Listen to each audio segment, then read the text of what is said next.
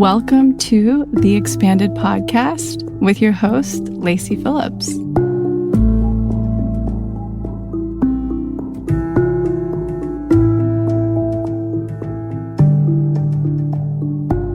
As a leading manifestation advisor with a process that's, radically different from the old New Age model, mine is rooted in psychology, neuroscience, and my energetic gifts. Therefore, I created this podcast to help you expand your subconscious limiting beliefs about the potential of deserving the manifestations you're calling in. In each episode, we'll walk through my expanders, a term in my manifestation formula signaling the people that already embody, have, or are successful in what we are looking to call in. These are the people that we witness through our mirror neurons on a subconscious level that expand us into knowing that our manifestations are possible as well. Especially when we hear about their background, their upbringing, their trials and tribulations, and any of their pitfalls that they had to experience along the way. Therefore, you're tuning into this podcast series to show your subconscious that anything you desire is possible. And by pressing play, you've already started the process of manifesting it. If you enjoy this episode, please leave us our review, comment, and share it with your fellow manifester that's struggling or could really benefit from the information that you're about to learn.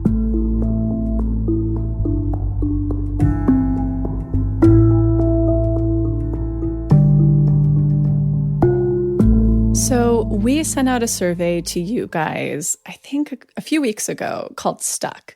And why I sent it out was because when I was just doing a speaking event at the Good Fest in New York, I had so many beautiful people come up to me and say, oh my God, this work has changed my life. And then I always ask, it's what I ask anybody who comes up to me, are you manifesting?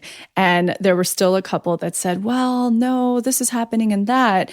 And then when I started to dig deeper, I realized that they hadn't done the formula magnetism, a really key component, even though a lot of it, truthfully, guys, you can find on podcasts I've been guest on before. But what is so important for it is that you have all the condensed steps right there in front of you, because I haven't talked about all of them everywhere. And it's in format, and then it also gives you something to be checking back into. So if you haven't done the formula magnetism workshop and you're doing the unblock tools and you're not manifesting, it's because you haven't actually learned the process of how to truly dance with the universe. And it's an energetic dance that you go through that I learned that seemed to work. So I have to make that note. But another thing that I realized when I was reading all of the survey results is that I don't think people are having the correct mind frame around manifestation. And what I mean by that is manifestation's a practice, just like meditation's a practice, yoga's a practice, anything kind of spiritual is a practice. You literally have to do this daily in order for it to become a muscle, like a toned body that becomes a way of life, something that's ingrained in you. And then once all the training wheels are off, your trust muscle strong, you seem to be manifesting all the time, you can really pinpoint constantly like, oh, there's a test, I'm about to upgrade, here's the thing, here's the block. Until you're at that point, you really need to be engaging with it as a practice. Otherwise, if you're just like kind of, sticking your foot in this and trying unblocked and then tuning in sort of here, and then you're like, I'm not manifesting, there's a very big reason why you're not. So I just really want to say that and kind of expand the perspective that this is a daily practice. We actually put up a banner on the front page of the website that tells you 5 ways you can tune in throughout the week, totally free, that allow you to engage with all of the education and teaching and materials we're putting out there. And the only reason why we created that is because we're putting those out there to help you deepen your practice daily. So really starting to reframe this and look at it as a way of being. It's kind of like eating. You have to learn the culinary whatever you're doing daily. You have to have discipline around it. And then eventually it becomes like second nature and you can throw any of your recipes together. Just like manifestation, you'll start to find your own process, your own practice around it that works specific to you within the parameter of a lot of the tools. Now, I want to get into a block also that I was seeing in the survey, because this is a super important one that you might not really look into that often, but it can take up so much space from a manifestation actually coming through. loved ones, and friends. And don't get afraid. What I mean by that is a lot of the time when I'm seeing people call through more community or a partner, other things, even finances, they can really stand in the way of. And I want to break this down so that you get it. So let's say you're calling in a partnership and you really, really want to connect with this person. You've put this on your list, the core essence of all of the things you want. But let's say you're caretaking for your mom 7 days a week. That's a beautiful thing. But all of that energy that's holding place in your life to nurture, to be nurtured, that energetic exchange is just blocked right now, caretaking. Other ways that can show up are, friends who take up a lot of your space and time, especially narcissistic friends, or friends that depend on you for their happiness and worth. Like, let's say if you're a sidekick. When it comes to money, it can definitely be a partner who doesn't believe in what you're after, who makes you feel like you're not good enough for it, who makes you shrink. So there's a lot of ways that I want you guys to start really looking around to see, oh, is somebody standing in the space of what I want to come through? Especially if you have done the formula and magnetism around it, you've unblocked around it, and you're expanded. That's the one last key component to really be looking at. Or, like I've said, maybe by now, or it might be coming in a podcast intro, talking about being able to deal with envy. So listen out for that one. So really, really starting to look around who is holding a lot of my emotional and energetic space in my life that isn't open, allowing what I want to come through. That's a block I want you to look at. Once that does become a thing, if you do notice that this is in your life, if you're manifesting partnership's going to help you learn how to unblock that. Unblock no, if you are like, I don't even know where to start looking, that's going to help you take inventory to see if someone might be holding that space in your life and preventing what you want from coming through. And those are the top ones I would really point you in the direction to. So just become aware of that, mindful of that, and get to manifesting. We have a lot of content too that will be coming out to support all of these other elements that I didn't speak about today that came back in the survey, because I want everybody manifesting, every single person. So start to consider this a practice. Go look at the front page to see the practice, how you can engage every day to have teachings that take it deeper, and then look around to see if anybody's actually blocking your space from things coming through to you. Today's guest, Chloe Garcia Ponce, is hands down my favorite healer I've ever worked with. That's how I tell her.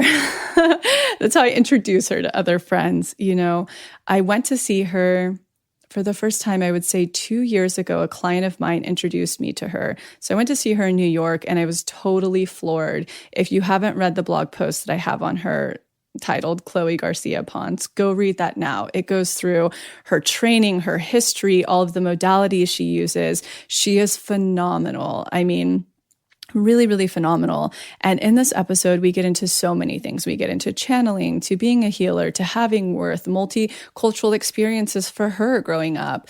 Also getting into how to forgive trauma, not the experience itself, but how for you to heal and get your power back. So it's a really expansive episode for anybody, I think, on the planet can benefit from this one. We get deep into the masculine, feminine. She's an overarching, incredibly intelligent and talented human being that I wish I could spend every day being surrounded by. So kick back and enjoy this episode. This is the Expanded podcast, and today we have on what I will deem that you are my favorite healer I have ever worked with, who is Chloe Garcia Ponce. If you guys have not read I did a whole piece on her, I think 2 years ago on the blog. And if you type in her name, which you'll see pinned right here, you can get so much of her story, her teachings, her teachers, the practices and modalities she uses. I'm so excited that you took the time to be here today. I'm very, very honored to be in your home and, to be sitting here with you. It's the best. And I have to talk about, in a nutshell, our sessions really quickly before we get into it, because they were so transformative for me. It was a client of mine, Jessica, who introduced us, and, she said, have you heard of Chloe? And no. And, she connected us. And so I didn't know what I was even in for when I came to meet with you. And the first time you started channeling right away and everything was so spot on. And I don't really work with anybody who channels or psychics or anything. And you were just so spot on. And you reminded me so much of my ex's mother, who is just like pure Gaia, the feminine, pure love. The design is so beautiful and loving that I think I cried. I cried because you reminded me of her. But I like to say that was the session that opened my heart for the first time. Because when you were doing, you had gone through everything. You had done the Olympia, you had done the ceremony, the channeling, and at the end you were doing some energy work. And the moment you hit my heart and whatever you did, I physically felt it like so hard, trying not to pry open from everything I've been through. And you were the first person, when people say, open your heart, for the first time, I was like, oh, that's what it feels like. So that was the first session that was so beautiful. It stuck with me. And then I think I reached out to you, I think it was last year, probably around this time, that, I was like, I'm going to be in New York. Chloe, are you around? And you said, yes, I'm not seeing anyone. I have this one day open. I knew you were going to get in touch, come. And I came. And when I walked in, you said, you knew that I had experienced a miscarriage and you knew what was going on in my relationship. And you said, I wasn't taking anybody, but I knew I had to see you. And you told your partner, she's going to reach out. We're going, we need to connect. And everything you said in that session, I've materialized everything, every one of it. You said about the business, what I needed to do. You said about my romantic relationship, what needed to happen, what I needed to do for my body and myself. And all of it's been transformational and totally, I followed through and everything you said that would happen. So I have to just rave about Chloe's beauty. And then I want to really start to give the floor over to you. But I think it's important for anybody tuning in to know that she is so powerful.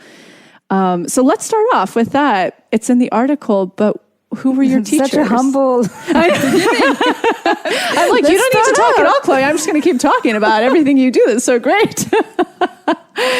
Who were your teachers? Because you are versed in so many modalities. Well, I had many different paths. When I was in my 20s, my teacher mostly was India, Mother India. And I started my healing path for myself and connecting to that wisdom with the Ayurvedic training, with the food, with the asanas, with the yoga portion of it. And, it felt so right for my healing process. And I spent 15 years in India traveling twice a year and just being immersed in the culture and its teachings. The thing is that it's not my country. So even though the pillars of education and the inspiration that country gave me, and it is very similar to Mexico in many ways, there was something missing in my spiritual path that I needed to connect more authentically. Even though I feel Indian, and a lot of people, when I would go to India, assumed that I was Indian. And you probably were last life. Oh, yes, I was. Definitely. My Indian Ayurvedic teacher, Amita, that I love very much, is my spiritual mother. She's always, she calls me Amu. But yes, India is a very strong, important part of my training and education. Understanding the elements, because the doshas, having the elements, the fire, the earth, the air, allowed me to understand also about the elements that we carry inside our body and how we need to balance that, not just in a ceremonial aspect, but also consciously, the fire, the digestive fire, and the anger, and the fire that we transform, and how we use fire in our life, and how we identify with fire, not being scared of that transformation. The same way that we work with water, and how the water has a calming effect, but it also works with the emotion, and it's a very purifying element. And air, it's a way that we're able to speak. It's the way that we're able to deliver our prayers and our faith, and that carries our message. And how we use the element of air in our life, how we speak, how we connect with our voice, our creative voice.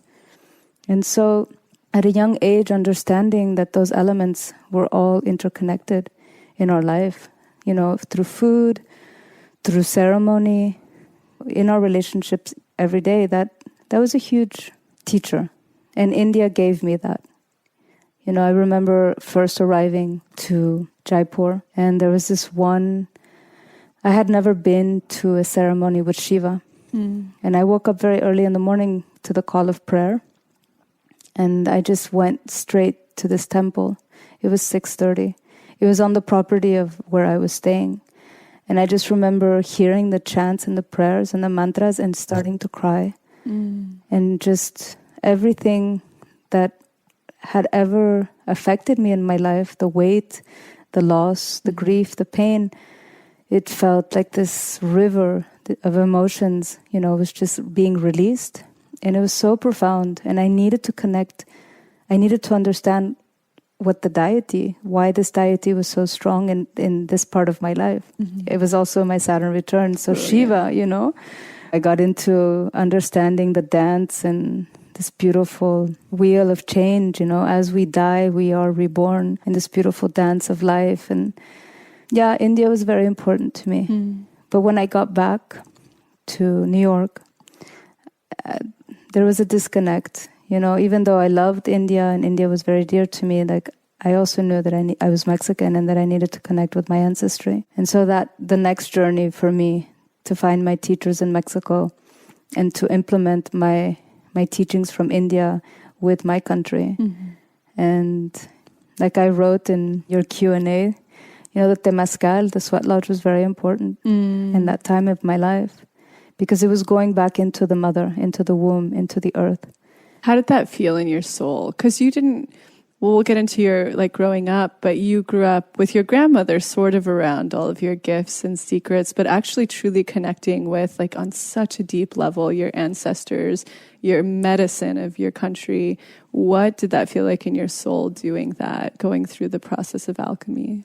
Well, the thing is that as you enter this small house, the first thing that you're connecting with is putting your forehead onto the ground. So you're bowing into the ground. You're bowing to the mother. And then you're going into this small little portal where you're entering this dark womb. And inside the womb, there's a pit where the volcanic rocks are being put in. And they're heated, and there's all the element, there's all the smoke, and then there's the water, and then there's the herbs that are being infused. And there's 4 doors, we call them puertas, that we go through, each direction, and what those directions invoke in the medicine wheel. And for me, when I did that ceremony for the first time, I thought, I'm home. My grandmother on my mother's side was Cherokee Indian. And a lot of the Native American teachings, she was very important in my young upbringing. Because even though I grew up in a very privileged upbringing where I lived all around the world and I spoke many languages and it was a very privileged upbringing, when I would go visit my grandmother, it was not about any of that. It wasn't the ego. She would connect me back to the earth. I would garden with her. I would cook with her. We really connected on, what it meant for me to be a child and to have my innocence. And she would communicate and tell me about the birds and what they meant to her and what they would mean to me in my life and what the plants would bring and their medicine. And also she taught me about kindness and how to be respectful towards the elders and how to listen. So then I would go back to Europe, or I would go back, I grew up in Europe, so I had these 2 pillars that were really important because having that foundation of respect and understanding of family, and then coming back into a very posh kind of upbringing, it also grounded me and leveled me. And I always saw people, no matter what stage they were in their life economically, they were all the same. They came from love. And that was a very big teaching that she instilled in me. Beautiful.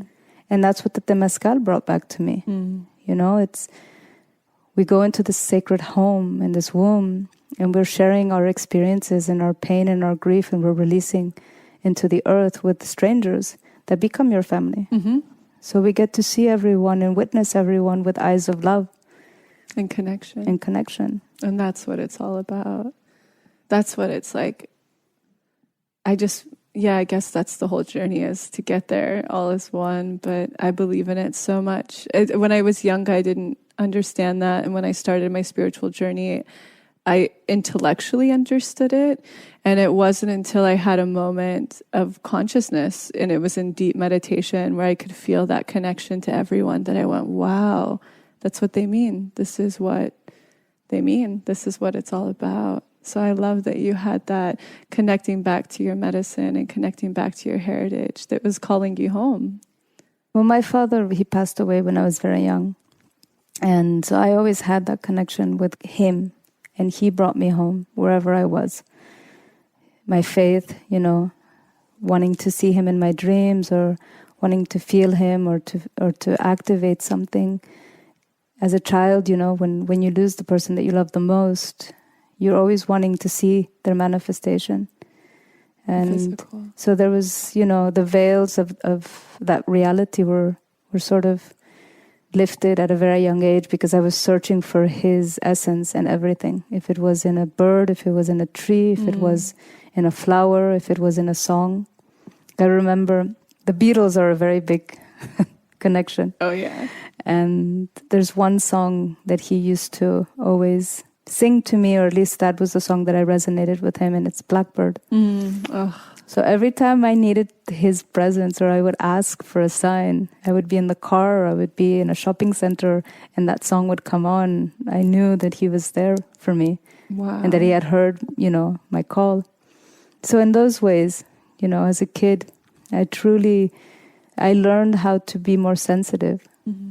I mean, I don't wish that upon anyone, because when you lose the person that you love the most, it's a very traumatic experience, especially when you're a young girl. But what it has brought into my life is so beautiful, because everything that I feel when I see a client, the unconditional love, and just how I go into this mother quality, the energy, and it's because of the love that I received from him. And from my grandmother and from my mother. I'm very fortunate that I had a very nurturing, loving family. I love that you say that. I wrote an article, I think it was 2 weeks ago. It was called I Am Nothing.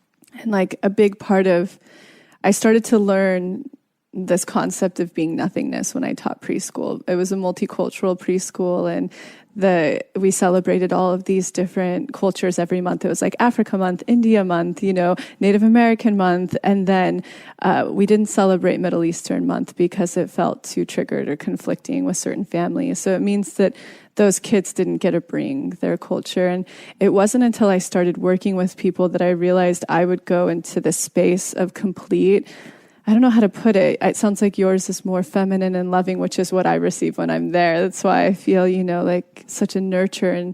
But mine is just complete nothingness, blank. So it's like I can work with somebody from incarceration to guilty to this, to that, to this label, and hold no judgment. My job is just here to have them unbreak and take away any limit in their way.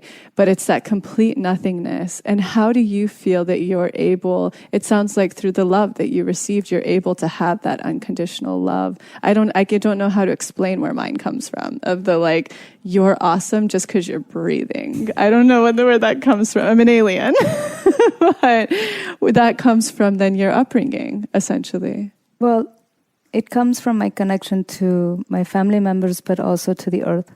When I see a soul that is facing me, either in despair or in pain, or through a period of transformation or transition, I just connect again with how my mother or my grandmother or the people that loved me, and all my teachers, they would always give me the mother touch. And so I see every person as my child. And so when I have someone in front of me that I'm working with, they become my children. And so when I'm opening their heart, it's not actually me, because I'm just an instrument of the teachings. But there is tremendous amount of compassion in my heart for everyone that walks through my door. And that unconditional love in that moment, in that time, I am a mother in that moment. And I think people feel at ease and they trust. And that is why being able to open someone's heart, it's about nurturing others. Yeah, I love that. Because this is about expanding. And I love this message, especially when I come across, not that gender has to matter, but women. I feel that there's so much pressure to have children or to nurture in a certain way. And I love the way you put it to me that you chose not to have children because of this very thing we're talking about. Would you unpack that or explain it a little bit more? Well, I think it's selfish for women to have children when they're not really sure if they want to have children because they feel socially pressured or because they're in a relationship where maybe their partner wants a child, but they're not sure that they want a child. So I think you need to be extremely responsible when you decide that you want to bring that energy into your life, in the sense of it's a commitment. Oh, yeah. And I'm not saying that it's a financial commitment, which it is in Western societies, but you see you see a lot of amazing children that are born in very poor circumstances. Very happy families. So it's not really about the economic situation for me. It's more about being able to be there connected emotionally and spiritually for your child. Absolutely. I am, and I was, and I hope to be very fulfilled in my life. And, I never woke up in the morning thinking, oh my God, my life is not complete without a child. And I'm surrounded by the energy of children. And I have my nephews and my nieces that I absolutely adore. And I'm very fortunate to be able to have a very important role in their lives. And I have my practice that allows me to channel and to be in that mother energy. And every person that walks through my door is my child. But I also know that I need to have space and time to restore, to regenerate, and also to come inside of myself in order to give back. If I had chosen to be a mother, I don't know, this could be, it's a very abstract because I could have been a mother and I still maybe would have had the energy and time to give to my clients. But it just felt in this time of my life that I was honoring exactly my path. And I love that. I don't feel that I'm missing out on anything. I just want that to serve as such an expansion for people who are feeling that pressure societally or aren't sure. So thank you for sharing that. I think it's it's an equally as important message as what we're just being projected, through media and commercial holidays, like everything, all the time. And so thank you for sharing that. Well, I think, family is important. Very. But the thing is that you can create a family without having a child. Your partner, your husband, your boyfriend, he's your family. Absolutely. The animals that you bring into your life, they're your family. Your friends are your family. Your work is your family. And I think we're all really one big human family. We are. If we start opening up to that, we really are. This is my family. Yes, we're all connected. I agree.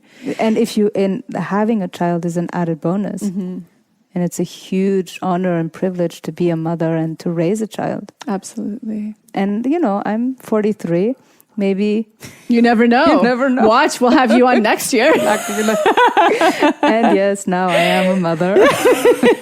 Well, then you'll have really known, it will have been a conscious decision. And I just love that you're so conscious in your own story, so conscious in your own intentions, really listening to yourself and your needs. And I think that's so special. I just think it's so many people need to hear that who might also be feeling the same thing. So thank you. Well, I know what it is to be pressured socially. Yeah. I mean, as a child, I was a very rebellious child.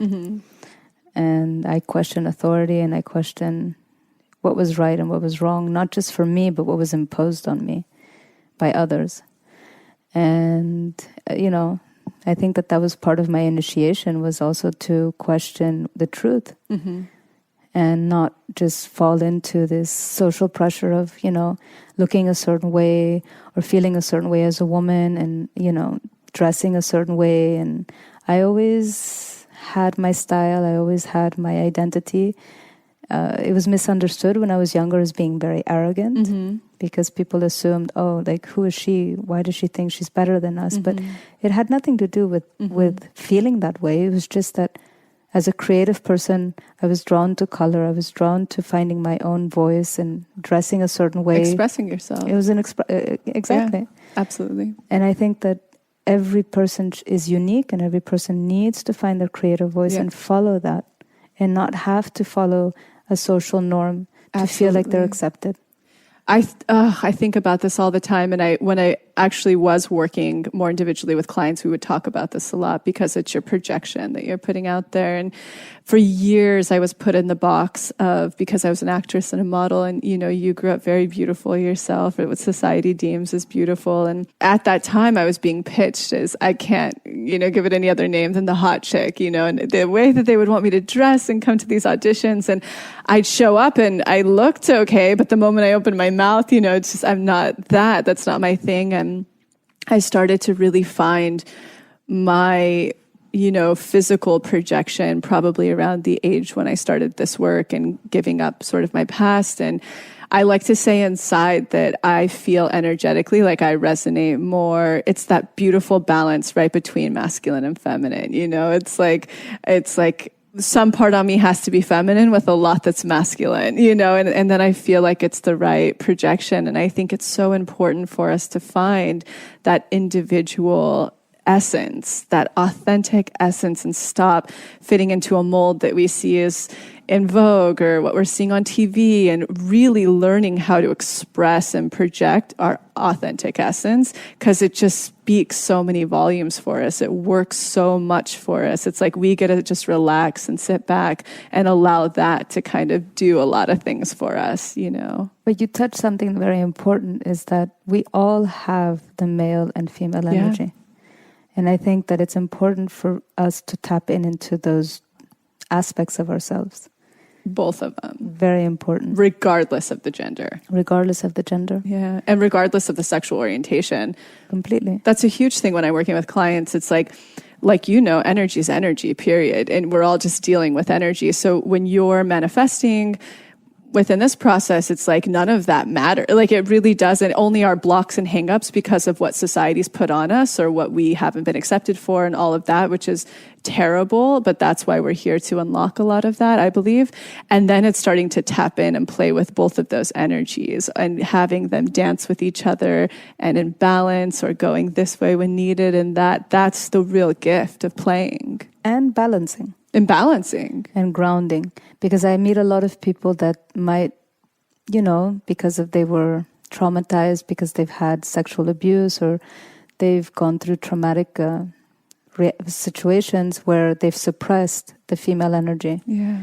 And in order to feel safe, they've worked primarily with their male energy. That's been me for a long time. I wonder who she's talking about. Don't reveal anything about my client. At all. This one girl named Stacy. No, I'm kidding. I'm totally kidding. But, it's important for people to feel safe with the aspect of themselves that they're not fully comfortable with. Yeah. And to play with that and to heal it. And that's been my biggest journey, is really learning. I mean, I did all of this work around my feminine, and I did this moment where it was like in the womb, being so afraid to come out because of the chaos of the youngness and the feeling so unloved. And I feel like I am such a light energy that it's like, I just don't I like light, like just happiness and light. And that's just, how I feel that I really started to dim it, that feminine energy, for so long. And I've just been playing so much with that, finding that balance and how to harness it. And I just think it's such an important healing process for everybody to play with both of those, because like you said, all of us, somewhere we're hiding it, we're dimming it, and we're having to get back into that balance. I mean, I love working with women in the United States where they have been programmed to act like men in order to succeed on a professional level. and allowing them to feel safe with their femininity, their sensuality, and their sexuality. And allowing them to feel that just because they can be vulnerable, that doesn't mean that they're not strong. And that actually God gave us, this beautiful body, this essence of grace, of being nurturing. We embody all of these beautiful things. And how can we get into our professional lives using those instead of suppressing it? And I think that this Me Too movement is really important because it's brushing upon a lot of things, not just about how women are treated in the business world, but how women want to be perceived and seen and be able to express themselves without being attacked. If they decide that they want to flourish in that more feminine, more graceful aspect of their personality.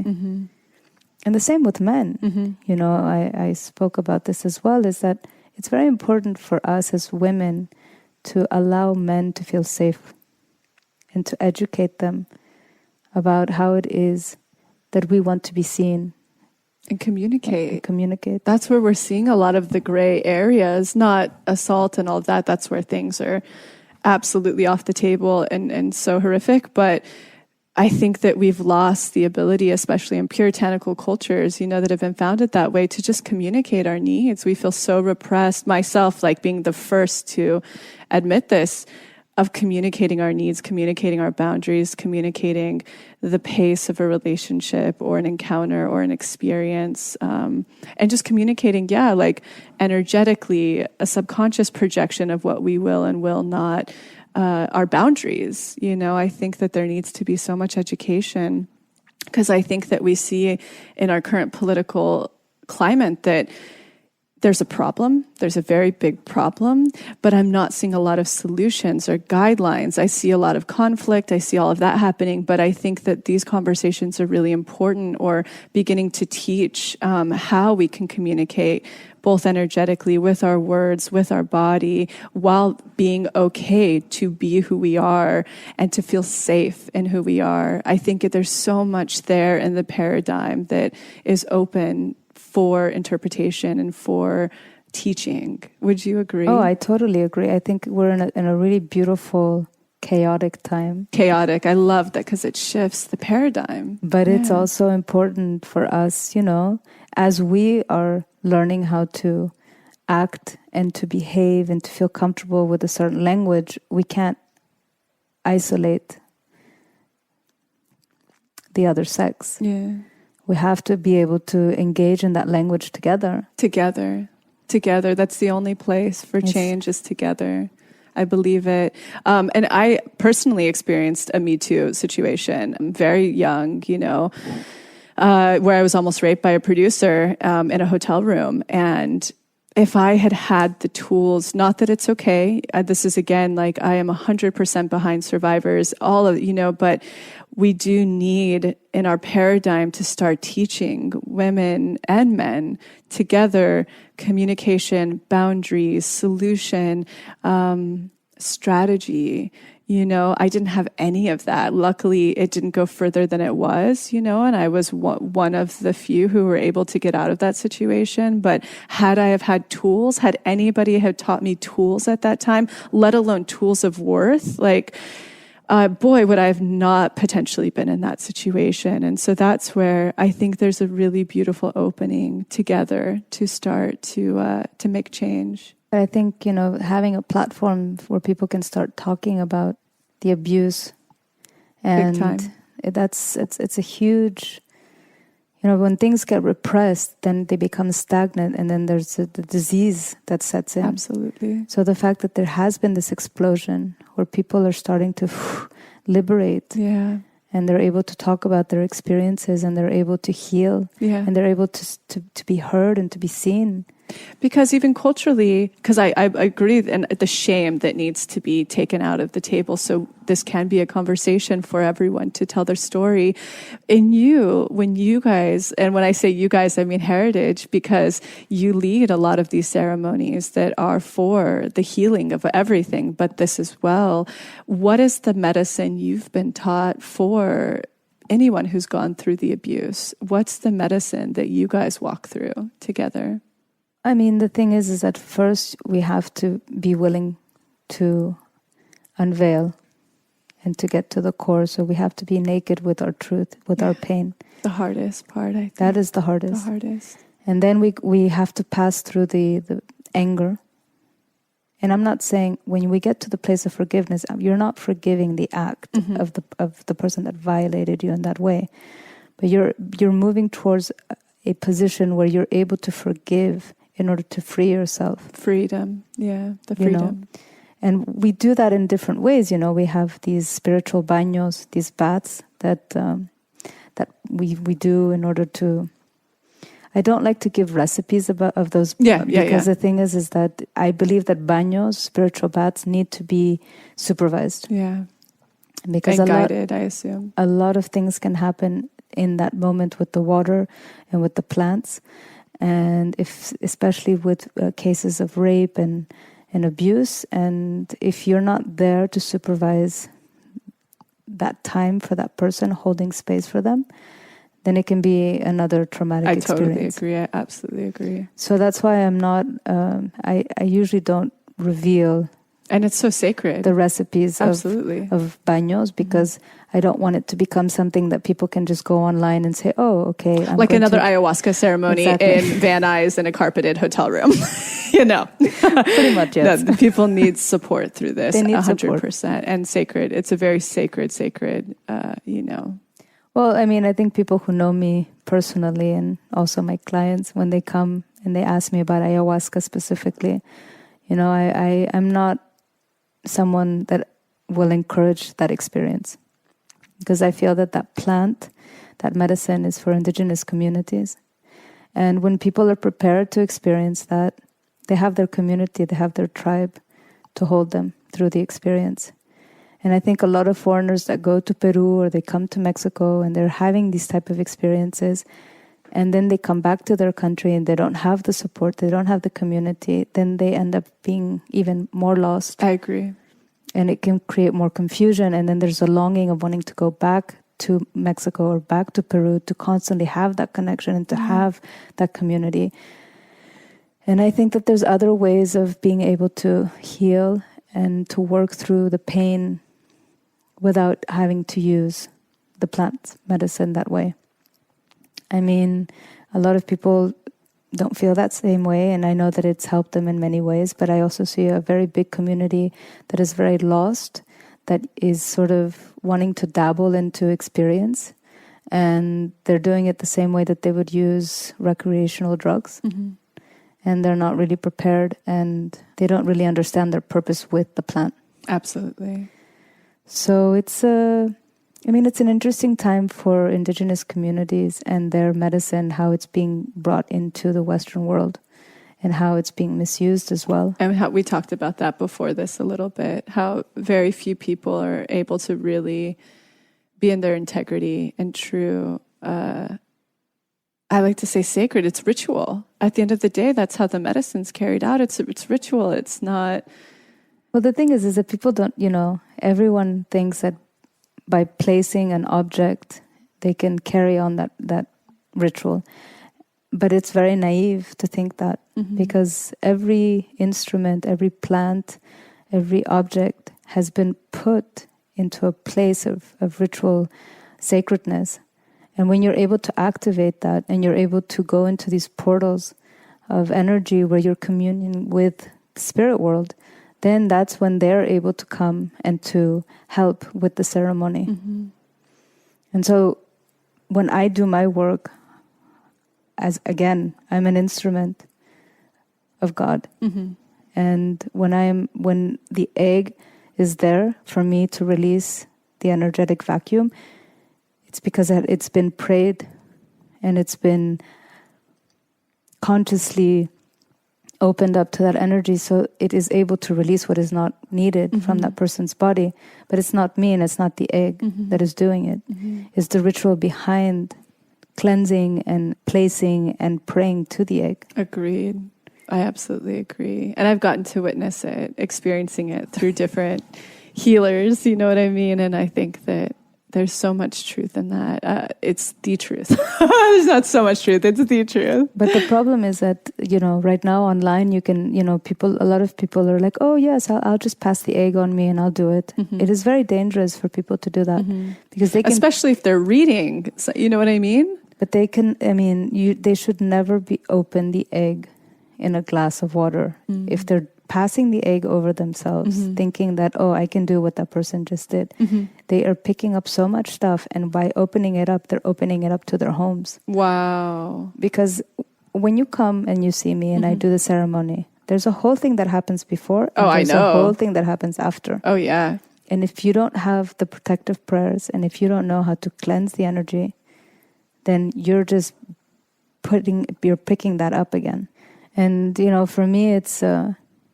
there's a lot of people that are teaching this medicine to people here in the Western world. And it's not that I am against it, but I feel like there needs to be...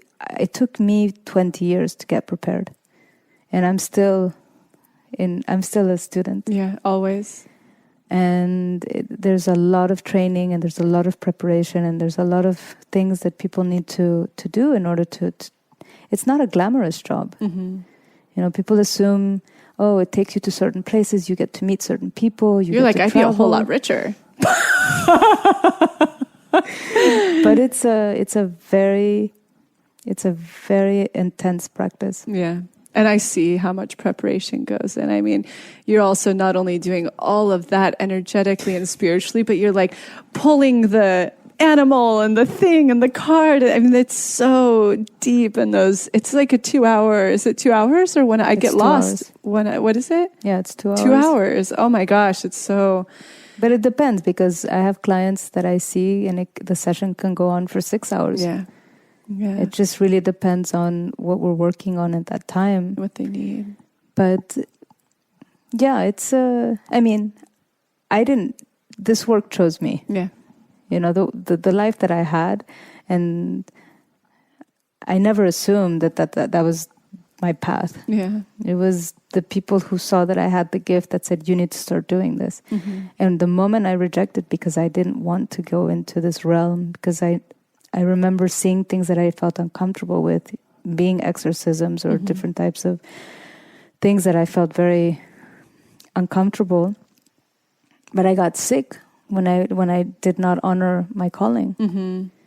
It knocked you back. It knocked me back. Yeah. I just wanted to play. Yeah. You're like, I just want to do art all day and just, go and enjoy, right? Because you're an artist as well. I'm like, can I just paint and be a successful artist? No. That'd be the dream. I know, same here. I say the same thing. I would be like an actress on a TV show right now, just having a blast. Like, also, I talk to you about sort of the physicality of my body too, whether I like it or not. I've been forced into consciousness. Like, I can't drink. There's so much my body physically can't handle where I'm like, can I just go to the south of France and have some rosé and like take some mushrooms for a while? That'd be nice.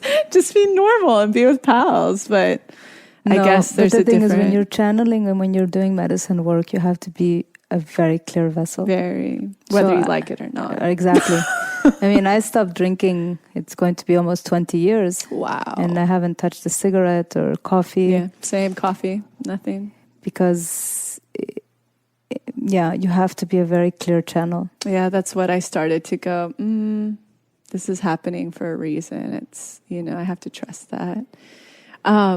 Tell us about your childhood gifts, when you started to notice your gifts, because I love that story. The witchy side of my childhood? Yes, yeah. Not the European side that was really glamorous in a way, but when you really started to touch in with your grandmother and knowing that you had gifts. Well, it was it mostly, as a kid, it can be very confusing because when you start to hear things or to see things and you can't really talk about it because either your family is very conservative and they think you're going crazy, or if you have a therapist, they think that maybe you're on the So I never felt like I had a safe place growing up to talk about the things that I was witnessing or sensing or listening to. I had my journals and I had my paintings and my drawings, but I remember profoundly one time when I was in Mexico, sitting on a bed. And I was laying down and I was going to sleep. And I started hearing a baby crying in the next room. And I thought, oh my God, I'm never going to be able to sleep. This, this child is in so much pain and his mother's really not taking care of him. And the whole night, just crying and crying and crying. And the next morning I woke up and I asked my girlfriend and I said, who's staying in the next room? Because this child it was in the whole night crying. And she was like, Chloe, there's no one in that room. Like, I don't know what you heard. And I thought, okay. So then following night, I went back to bed. And that was the first time that I had seen a spirit. And there was the old grandmother, this indigenous woman sitting on my bed. And she was crying and crying and asking, where her child was. And my first reaction was to put my head over the sheets and ask, saying, I don't want to see this. I don't want to hear this. And just, consciously wanting to shut down my third eye. Because it was just too profound for me. Because I didn't know what to do with that information. Too much. So, things like that would happen. And then I think when I started getting ready with this intuitive psychic voice that I had, I was in Cairo. I was in Egypt. Which I think is one of the most spiritual meccas or like vortexes. I knew I had come home. Yeah. They built pyramids there for a reason. I know. Mexico, yes, Egypt, Yes, they knew. They knew. But I was in a hotel in Cairo.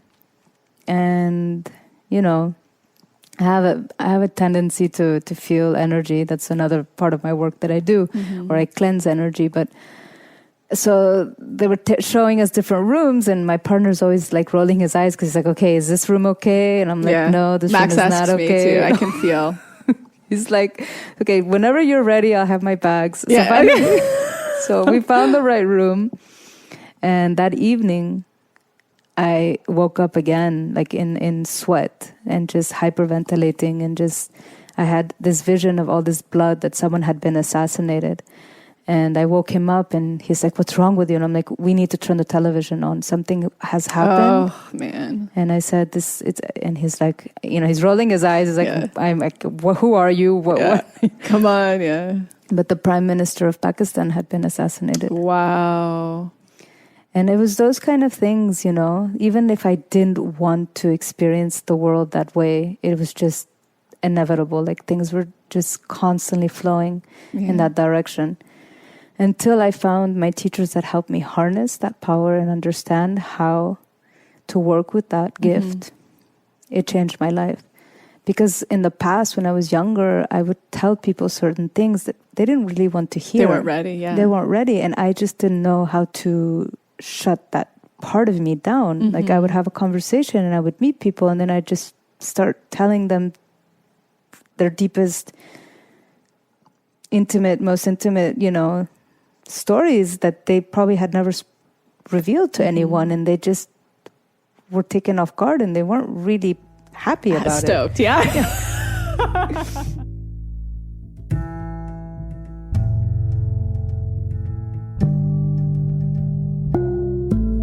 So I'm quickly interrupting this episode to invite you, if you're ready to start your manifestation journey, or if anything you've heard in our manifestation episodes has piqued your interest to begin. We have a la carte workshops in everything from the basics bundle, which is what we recommend to everyone who starts. It's the formula that actually teaches you how to manifest, unblocked inner child, and unblocked shadow. We also have a la carte workshops on love and money. But the real gem is the Pathway membership because it encompasses every single workshop we have. It's a year-long membership with full access to the few a la carte offerings we have and exclusive workshops not available anywhere else, such as the daily practice, which is what everybody in the Pathway uses, hopefully at least 3 times a week to daily, in order to truly create the new neural pathways that one needs in order to manifest, and houses the library of our deep imaginings, which is our unique hypnosis process that allows you to get into your subconscious and overwrite those old neural pathways, creating the new ones. You can use our special code, EXPANDED, all caps, EXPANDED, to receive $20 off your first a la carte workshop purchase or $20 off your first month of the pathway. Again, that's all caps, expanded, EXPANDED.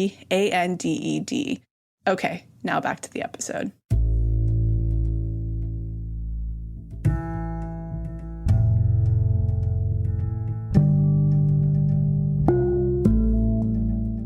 So that's the thing, is that because when you came to see me the first time, yes, I do channel, but I don't channel for everyone. Because you, are so accurate and so... There's people that come to me and I know that they're ready. And I know that there's people that are just maybe wanting to experience what it is that they're coming to, and they're not ready to hear a lot. So I also have learned to... I'm not surprised, because I don't surprise, but I also know when it's appropriate and not appropriate to tell them certain things. If people come back to see me and we're constantly working together, then there's much more of that. But there's, some people that just want to experience like what they read or what they're... And so they come for, one session and then I never see them again. And if they got what they needed in that moment, perfect. That's what they needed.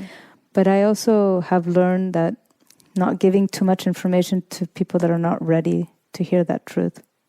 I think it's such an important lesson. My mom, like you, she's Claire audio, everything, and medium, and, I've had so many of the mediumship and stuff, but you can go so many ways with it. And I think for her, she grew up very, very Catholic, so it was very bad to have those gifts. It was the devil, and then experiencing so much. Obviously, her medicine has been drinking. That's what, helps her turn it off. But I think it's a really big burden for some people, especially if you don't lean into having these gifts and you don't work with teachers and you don't cultivate that.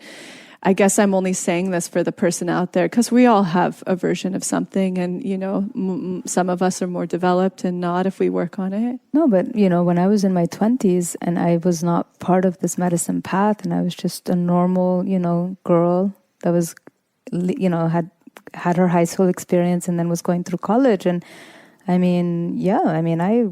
used to love going out, and the night scene was my refuge, and I would drink and dance and smoke and just, it became every night, this sort of ritual of mine of getting lost in that world, because it was also very comforting.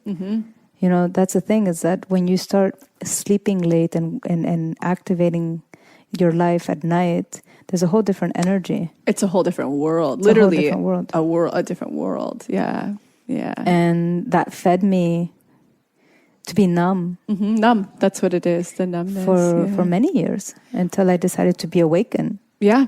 And lean in and really step up to it. What would you say to the person who is experiencing some of these gifts? I like to say it's like coming out of the closet. That's what we call our newsletters, out of the closet, because it's also weird to some people still if they're just stumbling into this. I imagine people tuning in are probably pretty deep into their spiritual practice and consciousness. But what would you say to them? Well, I think that, first of all, every person is intuitive. Yes, everyone. And every person can heal themselves. And if they choose to heal others, they can heal others. They just have to really understand what they want and their purpose.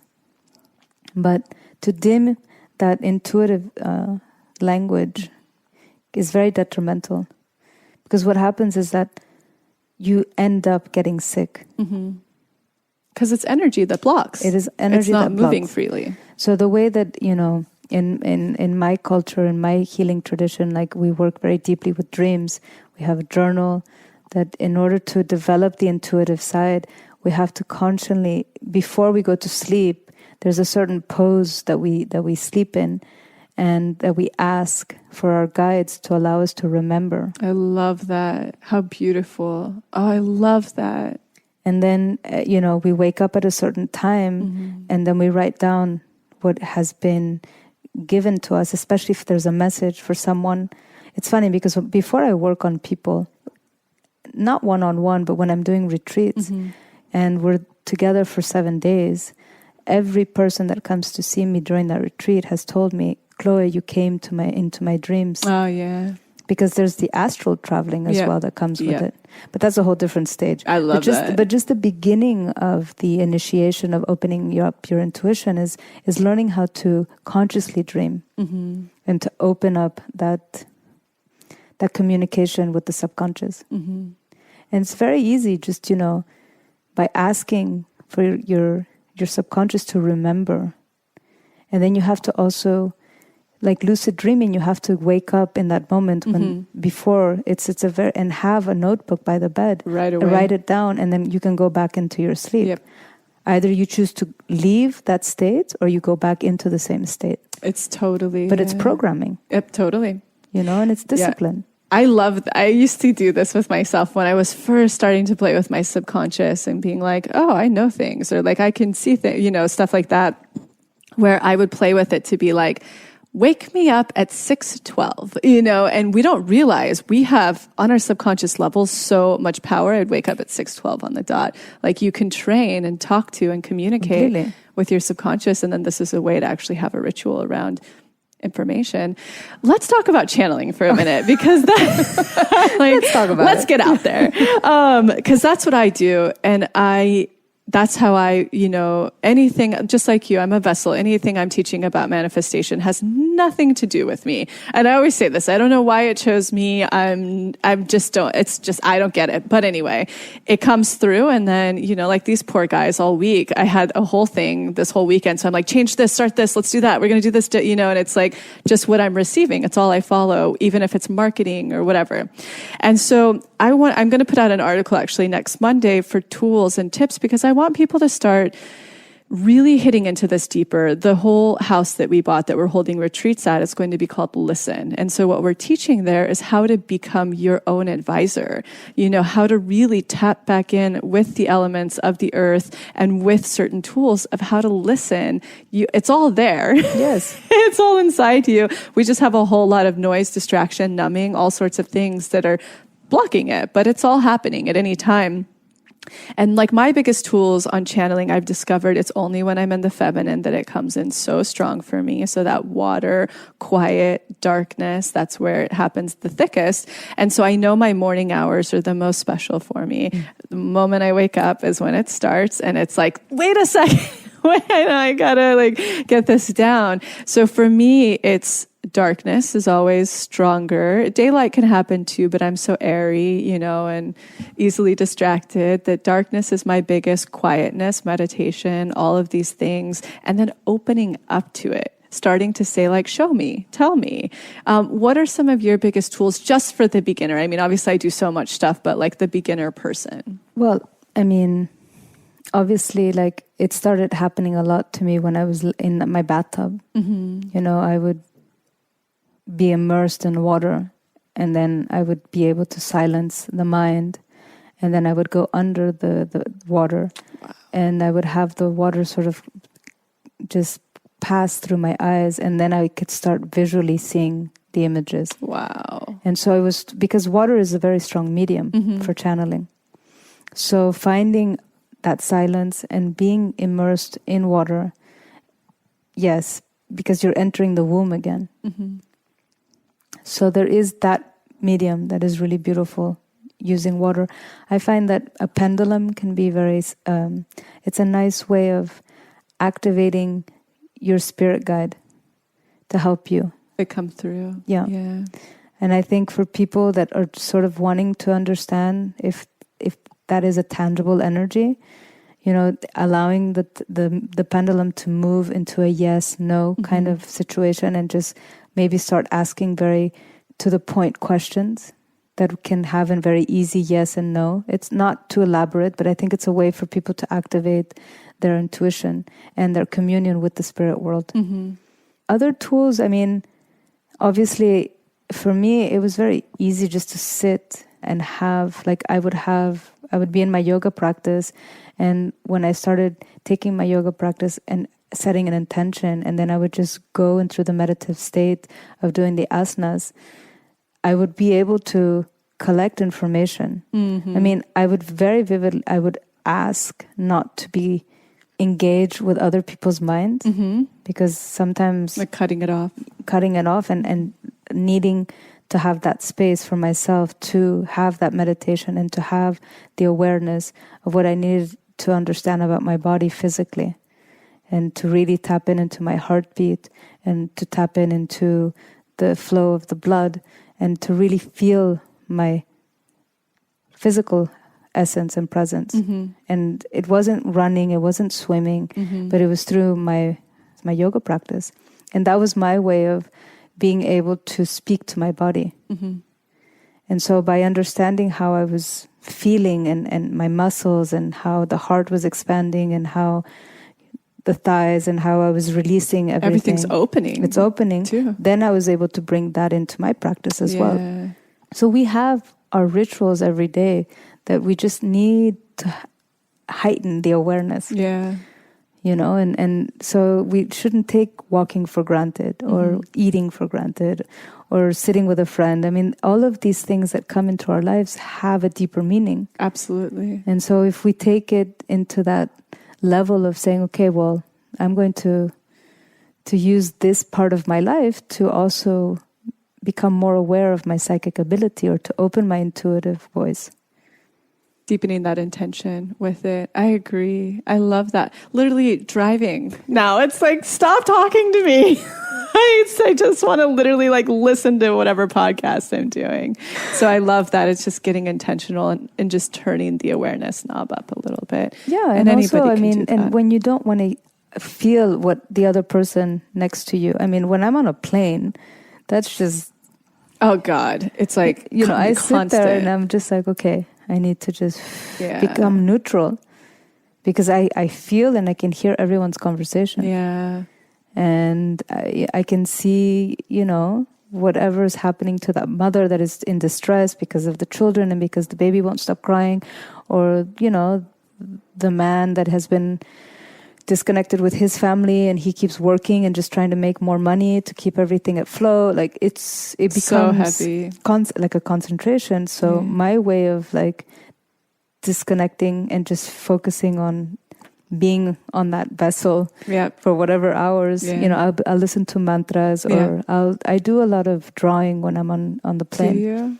I do theta waves, and then I do theta waves are my big thing, and I just journal out, and because it's a way of just getting lost in your creative voice. Yeah, absolutely. And it's not about creating the perfect drawing or the perfect painting in that moment. It's just a way of not being present.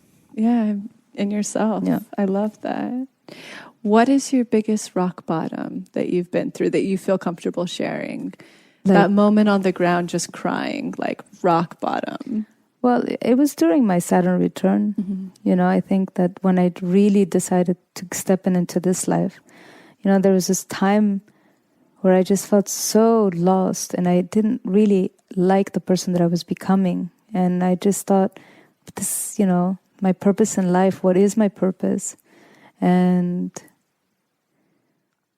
yeah, I remember vividly. I came back from this trip. I was in Uruguay. And I was in Uruguay and I got back from Uruguay. And it was one of those many vacations where it was just about partying and not really having anything very meaningful happen. And I remember going into my shower and just crying my eyes out and saying, my life needs to change. I cannot be this person. I cannot have this be my reality, where everything is just about one superficial thing after the other superficial thing.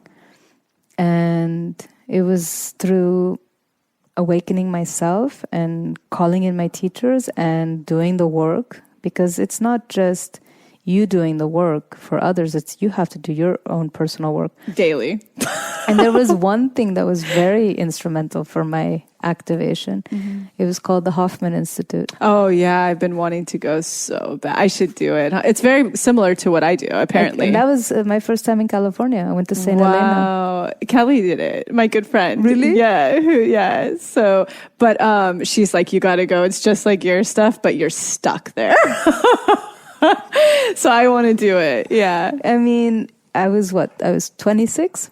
Wow. That's a very powerful time to go, man. Yeah. So anybody listening, it's an institute in Northern California? In St. Helena, yes. Ah, okay, great. And it's basically like... but they have them all over the world now. Oh, I didn't know that. Okay, because I've only known people who have done it here. But it's unblocked on crack. It's childhood. It's relational boundaries. I mean, the whole... You look at a shadow. You look at the whole thing, right? Apparently. I mean, it's a very profound activation. And I had never been in that type of environment my whole life. You know, spirituality was something very... In the closet. And I mean, I'm so grateful for every person that I met on that journey. And that was the first time that when I left that week of being activated there, I could finally see again, because I was able when I was a child to see the aura of nature. Wow. So you see it with trees and plants and wow. And I thought, oh my God, I'm back. Yeah. I'm back home to myself. And so, you know, it's not for everyone, but it was actually a gift. I met this woman in Greece and she changed my life. And at the time, you know, it's an expensive place to go to. And I didn't think I had the money. And she offered it to me. Wow, I've had people along the way. I call them angels. They're angels who come. I went to Colombia 4 years ago and was so poor. I was so poor. And I went with a family friend and she paid for it. And she just knew I needed to go. And it was one of the most, it's where finally my question was answered. This was before I started teaching manifestation, but I did my own practice. And I would always have this question, why do some people go, it's the question everybody asks them, why do people go through such oppression, such injustice, and others don't? And I met this woman there. She was I like to say she was just like a witch out of nowhere who gave me that answer, and I'll never question that again. And it's what made me stop listening to labels and anything to do with a box. It was like, when you stop seeing the difference between this and this, you'll have your answer. And I meditated on it for years, and she was such a teacher there. I love those angels. They come out of nowhere. I mean, she changed my life. This woman, her gift, I mean, she passed away. But part of, when you finish doing the Hoffman, there's two letters that you have to write and to thank the people that have put you on your path. And she was one of them. Amazing. That's so beautiful. And she gifted me with this beautiful crystal little box with this dancer inside. She was lovely. She was truly, I mean, yes. I mean, I feel very honored and very grateful for having her cross my path. And so she really helped me. In screenwriting, there's a process that you go. I used to, when I was acting, you know, I would do that, and there's a call to adventure, but you always have a mentor along the way in screenwriting that helps the hero, you know, on their journey. And she was she was like your first mentor to be. And this was that's when I tell people, be open to everything, because I was so shut down, and I was in this beautiful island in Greece, and I was reading this book, and this older woman, she was in her 80s, she came up to me, and you know, she just started talking to me because she was interested in the book that I was reading. And she invited me, she was staying at the hotel, and she's like, would you like to have dinner with me? And I said, and she was alone, and I said, of course.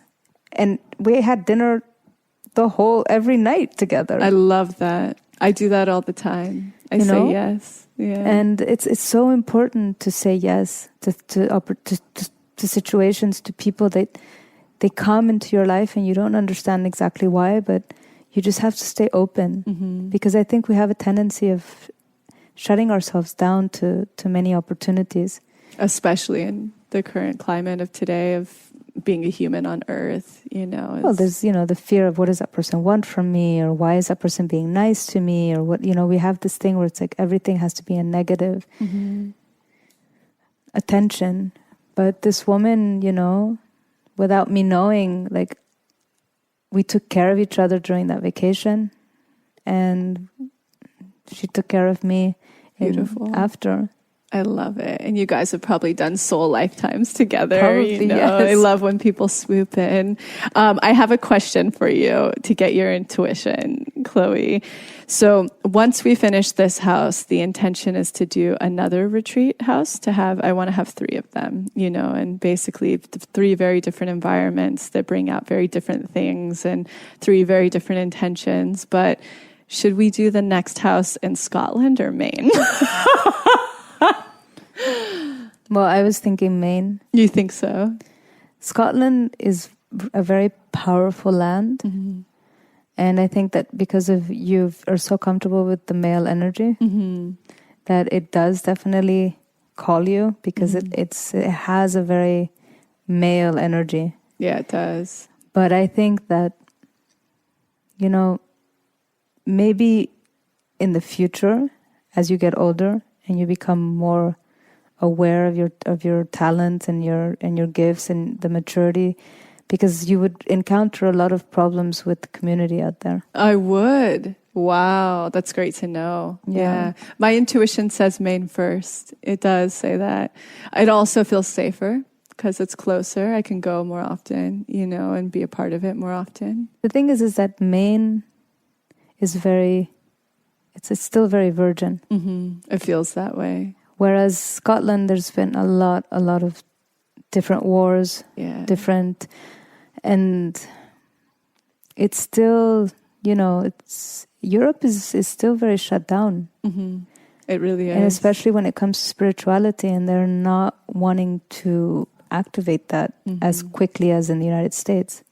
It surprises me, especially you guys out there tuning in, but it surprises me how much of our community is from London and Paris. I'm just like, wow, you guys are, I had someone come up to me in the streets. Bonjour les Français! Yeah. I had a woman come up to me in the streets who, is currently living in London when I was just in New York. And she was like, it's so crazy how you're received there.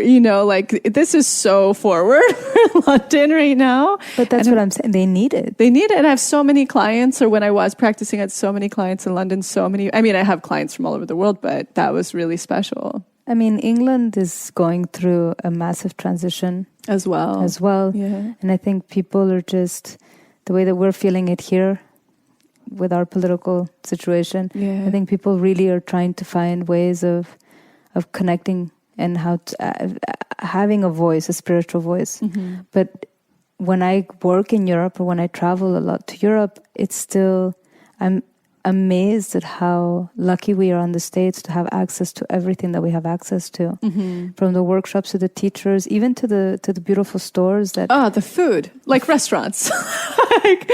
Where we can pop in to go grab, what we need, spiritually speaking. Book. I mean, it's wild. It is so wild. And they don't have access to that. I know. I'm a big believer in the whole Aquarian age that Yogi Bhajan taught. I'm such a believer in it. And I really believe that paradigm. We're feeling the Piscean Aquarian thing. Or it's a good example of what the energy is of the paradigm right now, or a good way to put something on it. And I feel that there's just this contract and, that's happening all around the world. And I think people are just so ready for all of it and truly we're all just getting back to our heritage. That's exactly. Every single person on the planet connected with the elements in terms of spirituality before anything was channeled through religion. And I think people are craving this return to body. It's primal in all of us. Primal. And so when we are in that perfect state, in that communion with everything that is, not just on a superficial level, mm-hmm. then there's balance. Absolutely. So not only is the earth wanting to return to a place of balance, but humans want to return to a place of balance. Absolutely. So there's that amazing symbiosis between earth and humans. And plants. And plants and animals. And all the water. Exactly. Yeah, which is earth. Another last thing I got a ping that I really wanted to ask you about. Whatever you have to say on it, because I think it just came to me so strong when I was putting on my cheeks. I was like, I need to have her talk about forgiveness. And not that we've worked together on this a lot, but I think that you emulate so many important teachings, that forgiveness, I think, is one that, especially when it comes to healing the physical body, man, when it comes to your liver, it comes to everything. Like, forgiveness is sort of the answer, right, to yourself, to anything that's happened in your life. And I believe the only way we can really start to manifest on a big scale is when we can start to forgive and start to change. I believe that's the only real way to create space to come out. But we cannot bypass the anger. Can't. That's the most important You have to thing. feel your feelings. You have to go through your feelings. You have to go through the anger. You have to recognize exactly what triggers the anger. Mm-hmm. And then it's important also because for a lot of people that are angry about whatever happened in their life, if it was abuse or if it was any type of, aggression. Financial, just anything. Anything. Childhood. Anything. Heartbreak. We start victimizing ourselves and we start blaming others. Yeah. When we start getting back into our power and saying, okay, this happened. And I'm not actually forgiving the act that happened that made me feel that way. But I'm no longer going to give that act so much power that it's depleting me from everything. Yeah. Then we can start working towards forgiving, because we're actually coming from a place of awareness. Yeah. Everyone has their story. Mm-hmm. Everybody. I've worked with every type of client you can literally put a label on. Everybody has been through shame, pain, oppression. Every single person, varying degrees, but everyone. That's what makes us human. Completely. But the thing is that we have to be able to be honest about it. Yeah. And we have to be able to just look at it. Move it consciously towards the fact that I want to be free of this anger. Free. I want to be free of this pain. I don't want this holding me back anymore. Yeah. And so I always tell people, you can't just spiritual bypass. No. You can't think it. No. Yeah. You can think about it and say, okay, I'm aware and I just want to move on. No. You have to really work through it. Yeah. And if it takes 20 years, and it's going to take 20 years, and you just have to be patient. Because we have this tendency to think that, okay, well, I know I'm aware of it. I feel like it's over. Like, let's move on. And then it reappears again in your relationship, in your work. There's this thing that is still, we have to learn to be patient with the process. And we have to give it the time that it needs in order to heal. And every day we should be working towards an intention of moving towards freeing ourselves and being more forgiving and releasing the pain and the anger. It's all discipline. It is. It's a practice, like a meditation, like everything. You don't put a Band-Aid on it. You can't. Otherwise, I always like to say, when you get shot and you don't do anything to pull out the bullet, clean the wound, air it out, and then, suture it, then all you do is have a bullet in there that's festering and creating so much bacteria and fester. But also people become dependent on us to do it for them. Yeah, that's why I think I had to stop eventually. Not ever. I had a lot of independent clients, and I just knew that this could help a lot more people if I used my time more wisely. So, but I did have a few, and that's where they became independent really quickly, because when you would work with me, they're like, great, when do we see each other again? I'm like, don't call me for 4 months until you've done everything. I'm not here for your money. I want to actually see some results in your life. And that's very important. Very important. Because the thing is that as we are just instruments of God, we also need to instill self-love into people and to give them back their power. So they can walk on this journey illuminated and inspired and, full of love, and just, it's basically taking them back into that child state. That is pure authenticity. That is your pure, what you were at 6 months. That is your authenticity. That's what, and there's a whole thing coming on that next year. Where you're just in love. Love. You didn't know anything about anything. I'm not going to get into what this could be, but you were pure. And I had people do this. I just gave a really big talk at, a thing in New York, and I took them through a hypnosis to tap into. I was like, do you want to know what it feels like to be in your heart? When you hear that, and, and then they got to see that. And people had the words that they were expressing. I was joy. I was pure love. And that's your authenticity. That's your pure. And you mentioned 2 words in what you were saying that are so important for manifestation: power and freedom. those power, freedom, authenticity, and expansion. Like, now you got it. Like, that's when you're manifesting in flow and flow and flow. And so the power, I love what you had to say about forgiveness. It's totally in alignment with what I believe. You can't, the only way out is through, or, out of the pain, out of the suffering. And you have to acknowledge your feelings. And in order to, and I think the word of victimization gets a really bad rap when people have experienced pain, but it's so important. And you gave it empowerment, because the only way to freedom is by taking your power back from the situations of whatever it could be, in order to create some freedom. And at the other side will eventually be forgiveness. And that's been the case for everything I've experienced in my life, that no longer blocks me from the things that I want in my life. And also no longer segregates me from feeling different than another. That's huge. That's a huge thing. That's where we start to have true connection. Because the thing is, when we're not balanced in that way, then that's when the jealousy, that's when the envy, that's when all of these emotions that come up because we're not balanced. Exactly. It's the insecurities, those are just manifestations of what needs to be worked through. Absolutely. They're your triggers. And that's the same way that Ayurvedic nutrition taught me. It's like, why do we get drawn to sweets? Because we're lacking the mother energy. Why do we crave the salt and the bitter, and we're feeling more angry, or we're feeling more competitive, or we're jealous? It's because that is off balance. So that's why everything is, medicine is available in all shapes and forms. Every shape and form. There's literally every shape and form. Everything. Literally walking down the street. That's a walking meditation. Yeah.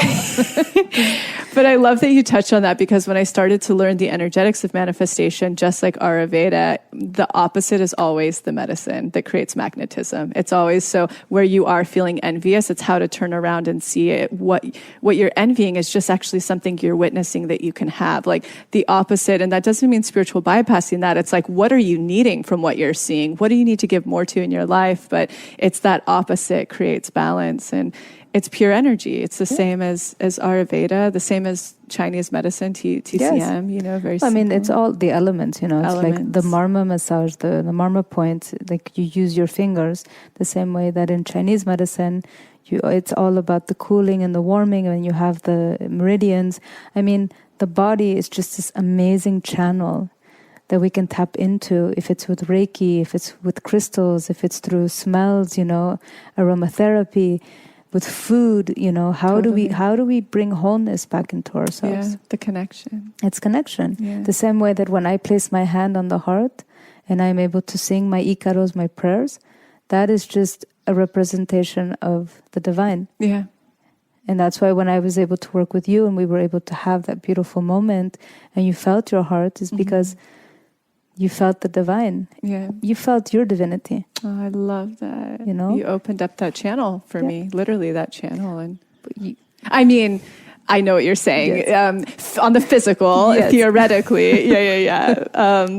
So the last little, I think, thing to leave off on is that in order to have true, because I see a lot of people in the holistic world, that are really after the holistic lifestyle, but we have to understand the foundation of what is holistic is that everything is connected. It means there isn't a break in anything. And so thank you for really taking the time today to actually really show us that full circle. I'm so grateful. I'm so grateful. You. Can you tell us anything that you're up to that people can join in? Because you have some, I think, retreats already scheduled. Well, I have. I wasn't expecting to promote this, so I don't even know. What's that? You haven't even promoted it? I know. Poor Chloe. I'm always like, she'll send me something she's up to. I'm like, can you send me the link so I can share with people? And I never get the link. Like, you're the hardest healer to actually connect with. It's amazing. You're so sacred. It's my favorite thing. Today we were like, do you want to do a live? And she was like, what's that? I love that. Well, I'm doing several things, but this weekend with this beautiful, amazing astrologer, that she's my dear friend and she's an amazing woman, Shireen, we're doing a workshop. but I don't know where. Okay, good. So if somebody, for instance, because you are always I think what determines when you do end up doing things is you feel called to a place or feel called to working with someone, right? Where would we go to see where something's upcoming? Because this will come out probably in 3 weeks, 4 weeks. Like if we wanted to tune in and come into a session, which is also very hard to find.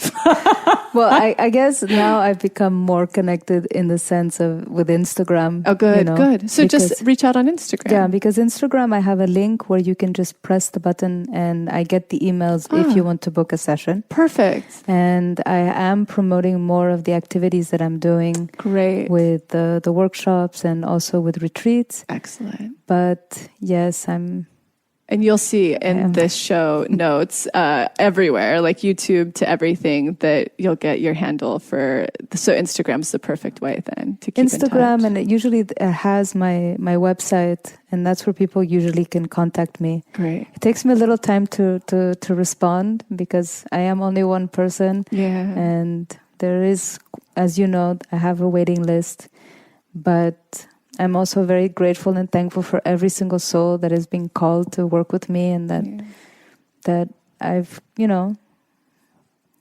I'm very blessed to have you in my life. And vice versa. I think of you so lovingly. Like every time I'm always like, where's Chloe? What is she doing? When your posts come up, they're so beautiful. You are like my expander of what the divine feminine, like the potential of the divine feminine can be. It's so, and on so many levels, you're so beautiful. So well, thank you. That the day that you want to walk down the aisle. Yeah.